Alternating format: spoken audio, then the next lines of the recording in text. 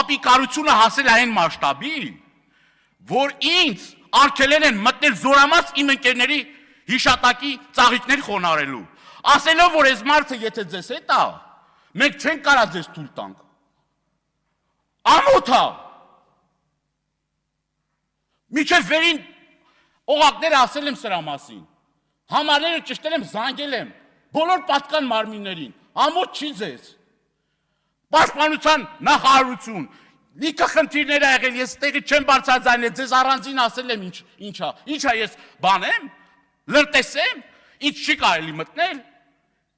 Իմ ընկերներին, որ Ամերիկայից էին եկել, Ռուսաստանից, պատերազմի մասնակից, իմ պատճառով չէին թողնում մտնել, զորամաս ծաղիկներ խոնարհել։